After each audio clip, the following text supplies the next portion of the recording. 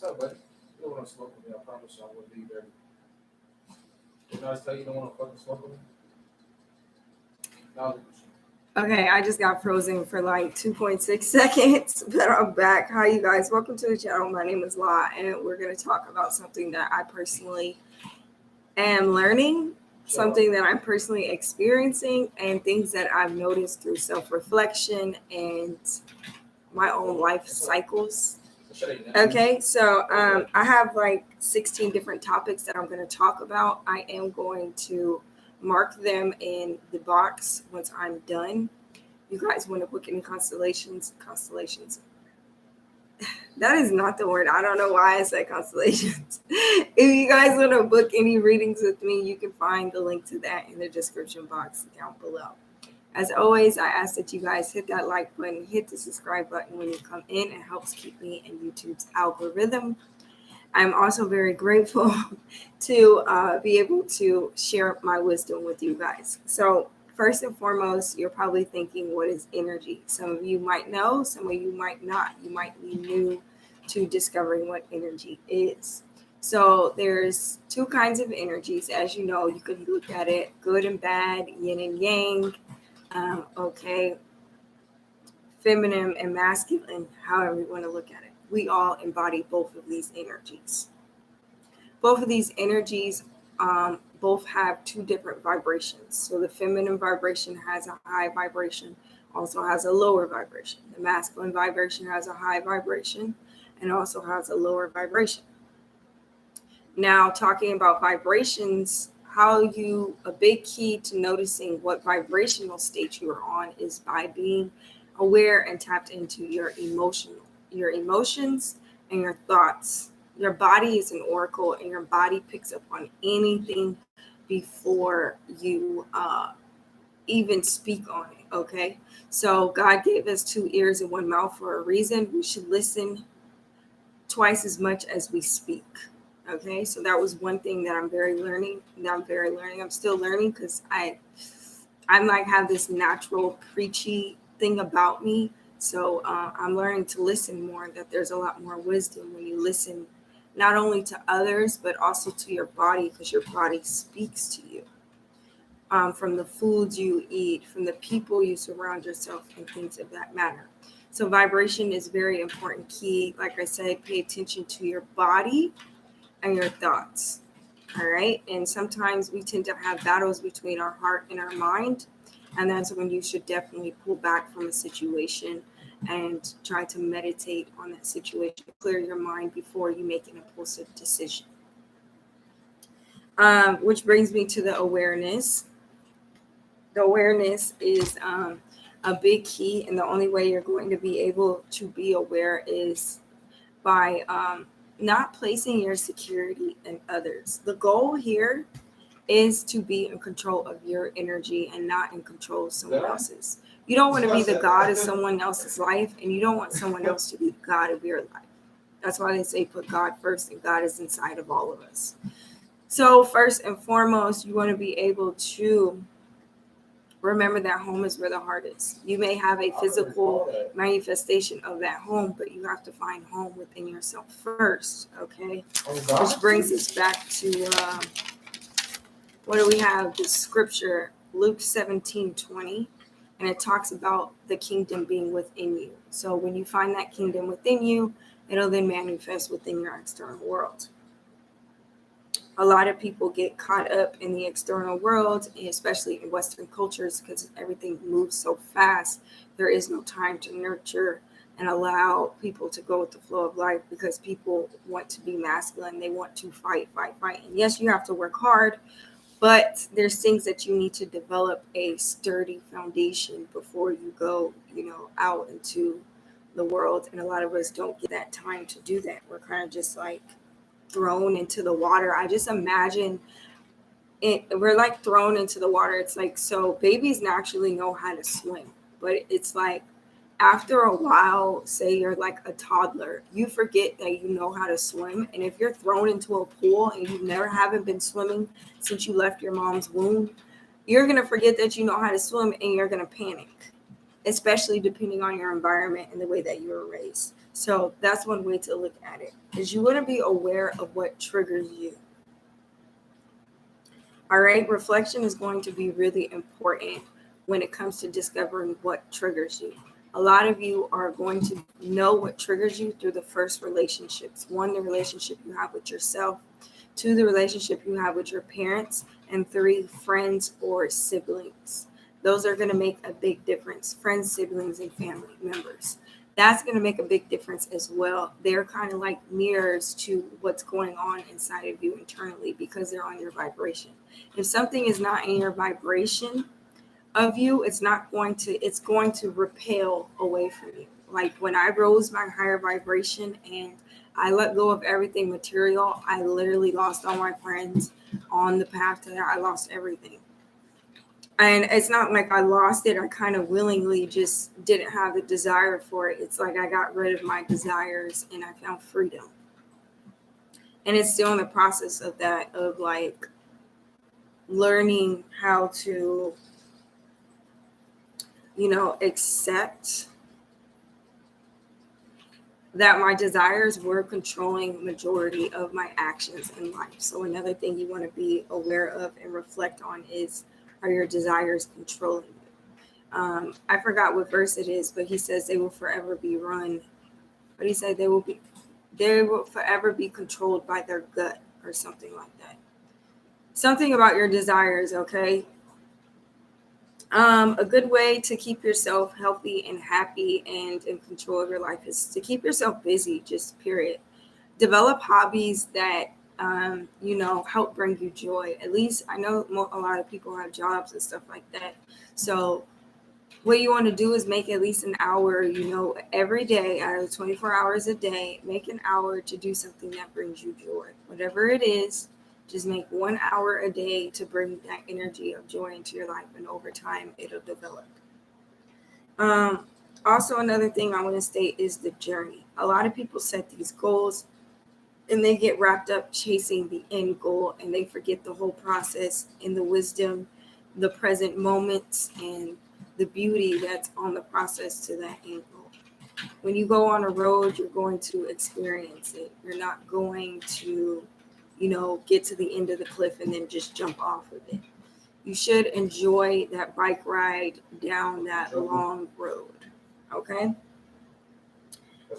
Responsibility is a big thing. A lot of people get into this victim state of consciousness, like with narcissists and things like that, not realizing that they're a narcissist as well, and that narcissist came into their life to help them step into their power so they can learn to stop playing victim and set healthy boundaries in their life for themselves and for the others around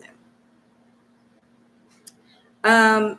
Another thing that is big key on here is accepting all energy.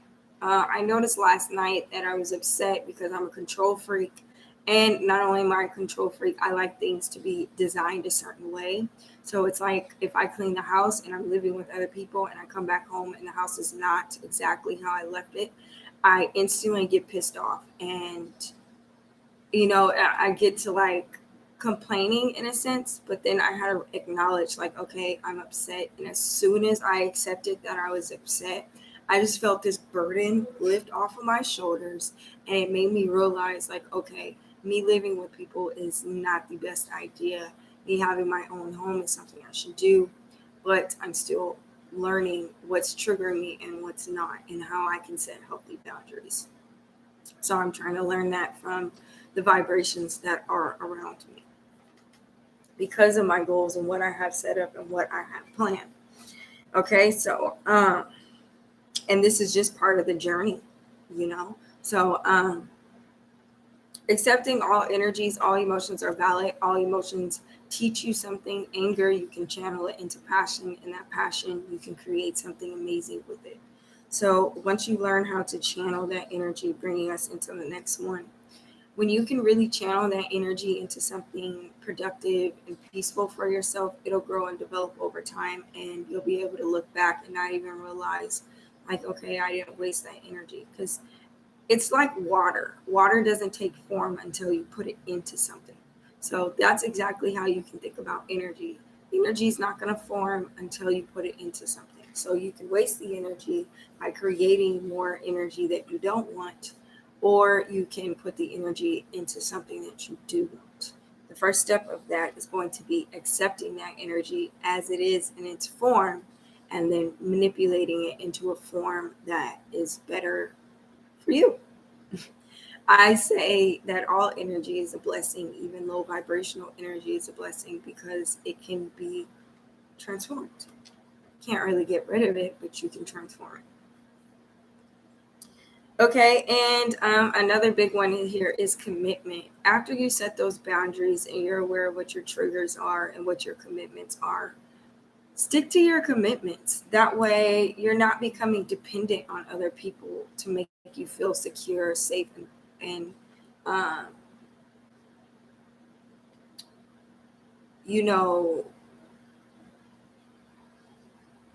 you're not depending on them to help you complete your commitments. Now, say you hire like a trainer or something like that, you're going to want to learn and then you're going to want to start doing it yourself. Or you can keep the trainer to help giving you that motivation, but after a time, the birdie's going to have to fly away from the nest, especially with relationships as well. Okay, you always want to make sure that if you're leaving a relationship, you should take time to reflect and learn the lessons that that relationship taught you, whether it be family, friends, or romantic. There's something that that person was placed in your life to show you about yourself internally. Okay.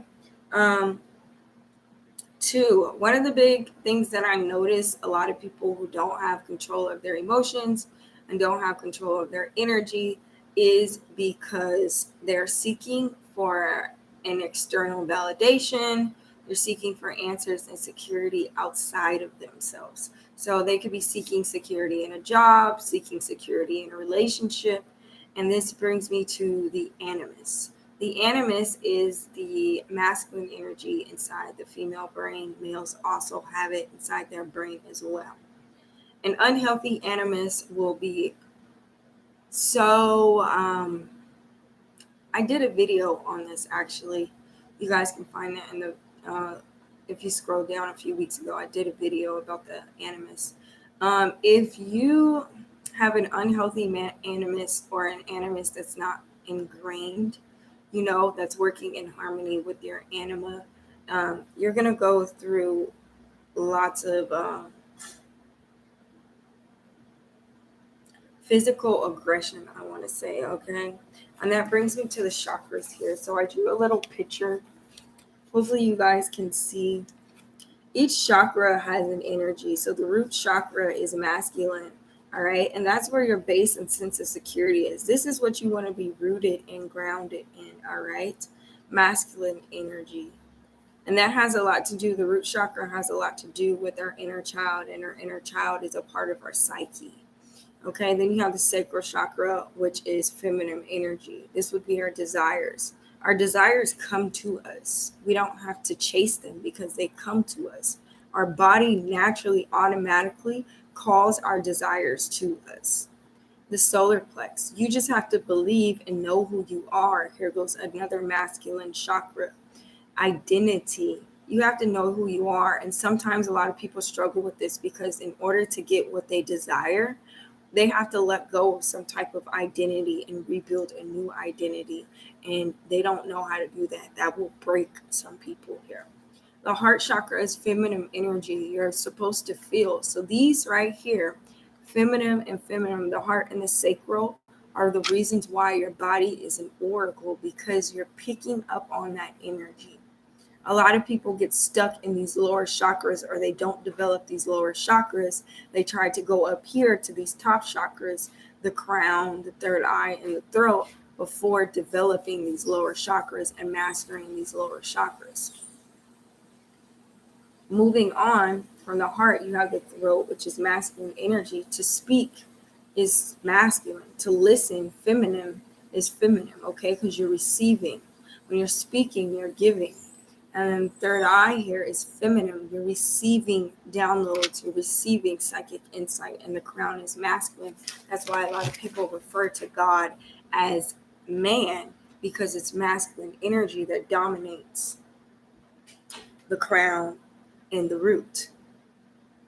But it's what brings order to the chaos. In order to bring order to the chaos, you kind of have to go with the flow of things sometimes. And nobody's going to be perfect in controlling their energy. But when they're kind of like focused on themselves and they allow the things that they desire to be attracted to them, it makes things a lot easier, because then what's being attracted to you is reflecting back to what vibration you're on in your life, or where you're at with the relationship with yourself. The minute I let go of all my relationships, the relationships that mattered and that were important instantly attracted to me. So that's why I try, to just focus on what it is I wish to create for myself, what identity I wish to build for myself.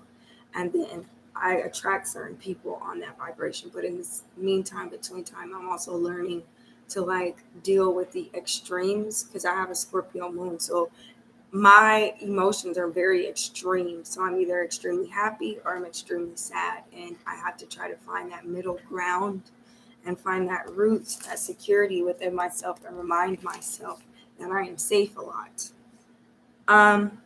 So this is what brings me back to the mind here with the cortisol. Cortisol is a hormone that puts you in fight or flight mode. And a lot of people get stuck in this, not realizing from their diet, their sleeping habit, and things like that. Cortisol can be very effective, not only to your brain, but to your nervous system. Okay, this can get you put into a state of fear, and not a healthy fear, because fear makes you aware, but fear can also make you very paranoid of things that, it's really not that deep. So I would definitely, if you have trouble like controlling your energy or even controlling your emotions, first thing I would do is go to a doctor, and I would definitely check out my hormonal balance. You're going to check out your estrogen, your cortisol.